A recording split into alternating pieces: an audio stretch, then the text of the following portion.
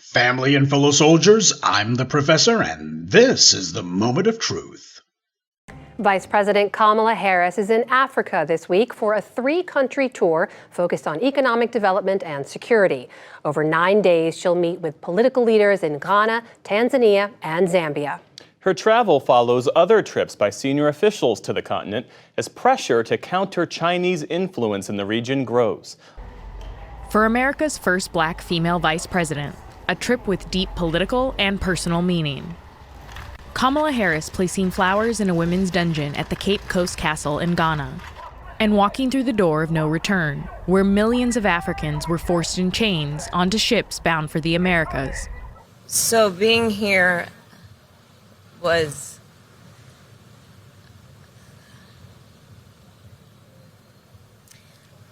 immensely powerful and moving. Speaking off script about the brutality of slavery, Harris challenged growing efforts back home to censor black history. It cannot be denied. It must be taught. History must be learned. So we see the great scramble for Africa is back on, and the U.S. is trying to make some insincere gestures to get some of those African leaders to stop letting China rip off the place. After all, that's the U.S.'s job. The U.S. has a half-brained charm offensive going on now, and who do they select to lead it? The least charming person in Washington, Kamala Harris. Last week, she staged a short-lived invasion of Africa. I mean, a diplomatic trip is what I meant to say. Now, for years, the U.S. has been lecturing Africa about how they need to have more abortions, and although Africans are dying from hunger, malnutrition, and all manner of armed conflicts, the U.S. has ignored all that and instead demanded that African nations prioritize encouraging alternative sexual lifestyles. So, feeding Africa is not on the U.S.'s agenda. Stopping the external entities who fuel and fund the wars over there isn't on the U.S.'s agenda. Anything that might lead to more African births isn't on the U.S.'s agenda. So what is? Keeping Africa inside the tent when it comes to the war in Ukraine. Now, this is where some of my past video essays come in handy. I've told you about how on 2 separate occasions, black Americans, I'm talking about we who came out of slavery in the U.S., have had to do diplomacy on behalf of the U.S. on critical issues, particularly as it pertains to influencing African nations. In the 1940s, it was then head of the NAACP, Walter White, who had to go negotiate with African nations who were opposed to recognizing Israel in the UN. Without their votes, there would have been no State of Israel. And then a few years after that, Ralph Bunche had to negotiate an end to the war between Israel and its Arab neighbors. Black Americans did that, because there is simply no substitute for the moral legitimacy that we represent. So, what do we have today? Kamala Harris has completed her trip to Africa. And of course, she took her husband with her. This is a woman who primarily identifies as Asian, but when it's expedient, she'll claim to be black for a day, and the white media will play along. She tries to present herself as a daughter of a continent she knows nothing about, and as part of a people who she spent her life trying to distance herself from. She visited the slave dungeons and pretended to be emotional about it. Kamala Harris, whose mother is from India and her father from Jamaica, but now a woman who I can't recall ever acknowledging African ancestry to any appreciable degree, is now giving speeches at the slave fortresses and trying to sound like she's just so choked up about it. Well, at least this time the U.S. didn't bring in some black folks to do any singing or anything. That would be humiliating and stupid. Joining her were actors Idris Elba and Cheryl Ralph, together to highlight the power of music to unite the global African diaspora. And I know where my voice belongs. Never mind. Cheryl Ralph. What is she even doing there? She's not a Biden administration official. She's not a diplomat. Hell, she's never even played one on TV.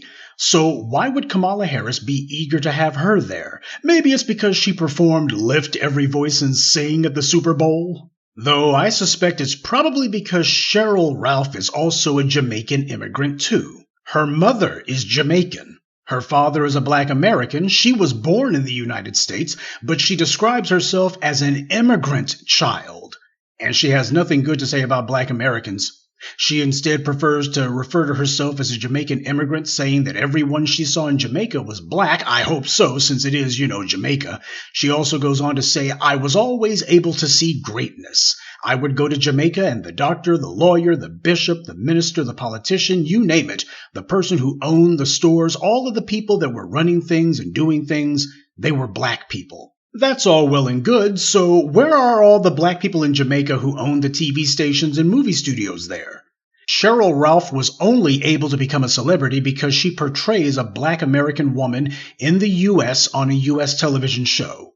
Aren't there any great TV networks in Jamaica owned by black people? If she's going to brag about the place, I don't think that it's rude to ask for a comparison. She has a lot to say complimentary about a place that she chose not to live in, while completely ignoring the place where she actually did choose to live. She also was quoted as saying that after the murder of Ahmaud Arbery, her son told her that protesting wasn't enough. We have to heal. Then she spouts some gibberish about walk good, some sort of Jamaican saying she claims, which apparently means walk safe, be covered, and do yoga. I'm not kidding, that's what she said. So, according to her, her son isn't talking about achieving justice, which requires these white supremacist killers be punished. Instead, he's talking about healing. Well, you can't heal when the people who injured you are still attacking you. You have to stop the attacks and then punish the attackers. But Cheryl Ralph doesn't say that because she's a tether trying to appeal to the white media. That's the audience that she wants to reach when she spouts nonsense like this. And she is auditioning heavy and letting them know that she doesn't identify with us. She's declared herself to be an immigrant. Black people get harmed in the U.S., well, at least black Americans anyway. She's not angry about it. Why? She's not going to cause any trouble. She just wants to heal. So now we know why Kamala Harris thought that this would be the perfect accessory for her trip. And that's the problem with people who decide that they want to be tethers. You got people who come here who make their living and their name in the world by passing themselves off as one of us, and then they turn right around and heap praise on everybody else they ever met, except us. And that's deliberate. Oh, unless we forget Idris Elba was also in attendance. Again, he's not an American citizen. Why the world is he accompanying the Vice President of the United States around? He became a star by pretending to be a black American on television, and he's not really from Africa either, at least he wasn't born there, though his mother was. So his presence is at least not a complete anomaly, though why did he have to show up for this trip? Because without us, he's not relevant, that's why. So this is who Kamala Harris took on her little day trip to Africa, a Ghanaian immigrant who lives in Britain and doesn't want to identify as black, and a Jamaican immigrant living in the U.S. who doesn't want to identify with us. And this is going to be presented to the world as if this is who speaks for black Americans. This is the face of black America. See, the biggest problem with tethers isn't just that they eat off of other people's plates, it's that they have no loyalty to anything. They aren't loyal to the people who gave them a chance to prosper, and they're not even loyal to the home countries they claim to love. There's also another dimension to this. China's not the only international player that the U.S. wants to lure the Africans away from. With the war in Ukraine, the U.S. has been trying to get as much support against Putin as possible, but the Africans have been lukewarm in opposing the war. They say they don't like that the war is happening, they don't like Russia's invasion, but none of them is making any kind of contribution to the war effort against Putin. They wouldn't even vote in favor of the U.S.'s initiatives in Ukraine. As the Washington Post reported, the Africans have chosen to remain neutral because of the long-standing ties that they have between themselves and Russia, especially when it comes to foreign aid and food. But it goes well beyond that. You remember that explosion in Beirut 3 years ago? It happened because 2,750 metric tons of ammonium nitrate were being stored at the port of Beirut. And why was all that explosive material even there? Because an explosives firm in Mozambique had wanted to buy it. The explosive material came from Batumi, Georgia, but the ship that transported it was owned by a Russian. The captain of the ship, Boris Prokoshev, is also Russian, as was a majority of the ship's crew. I cite this incident because it shows that the ties between Russia and Africa are significant. And this is why the U.S. sent Kamala Harris over there. It's just shameful, though, what happened, because neither Biden nor Harris is trying to do the Africans any good. But blame also falls on the Africans themselves.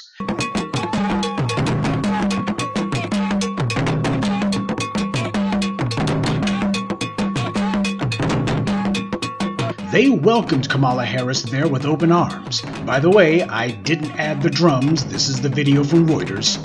She was lauded heavy by those corrupt leaders over there who all want some U.S. foreign aid, which their people will never see. We all know it's going to go directly to some Swiss bank account that these tin-pot tyrants have somewhere. In fact, one of the main things the African leaders have complained about are the billions of dollars in support the Ukraine's been getting.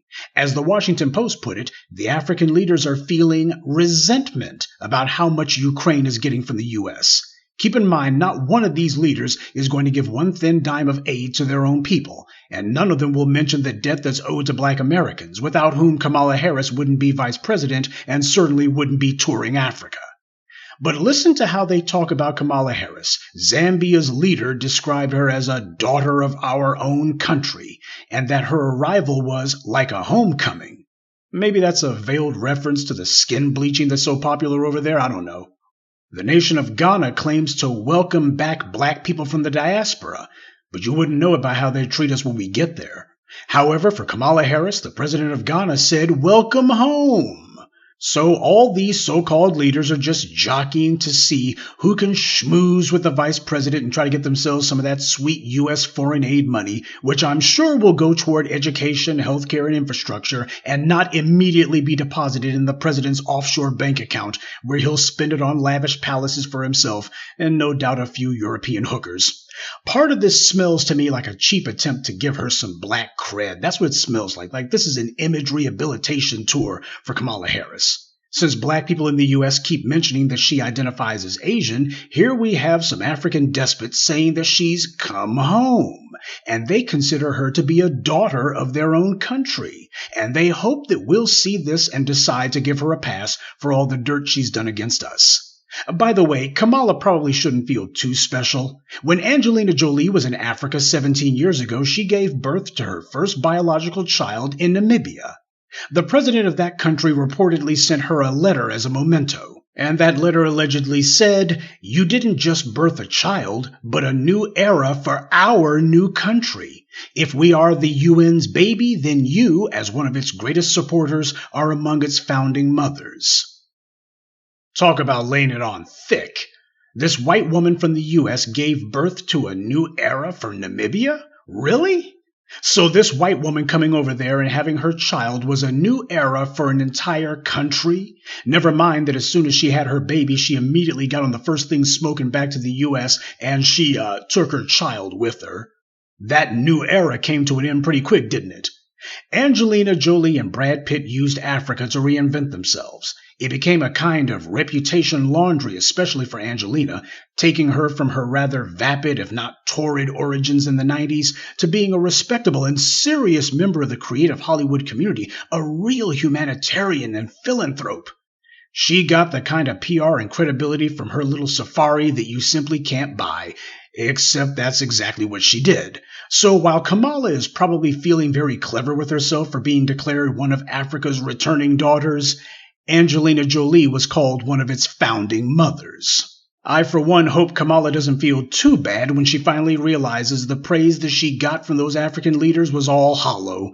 Those crooked leaders over there say that to all the girls. As for the crowds who are in attendance, I'm fully aware that given how these misleaders over there impoverish their own people, it's very easy for any tin-horn tyrant to gather a quickie crowd together for a photo op. They do it for the British royal family all the time. But nonetheless, not one African leader has pointed out the way that Kamala Harris persecuted black Americans when she was Attorney General.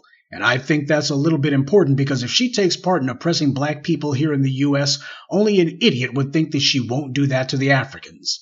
Kamala Harris is attempting to bestow instant legitimacy on people who hate us like Cheryl Ralph and on self-interested clowns like Idris Elba. But she's also trying to give herself an image makeover as well if she can manage it. This is just another effort by three Tethers in particular to try to establish themselves as being the new face of Black America. This is going to be the official face of it now. Well, it's not going to work. We are not Tanzania or Ghana. We see through the games they play.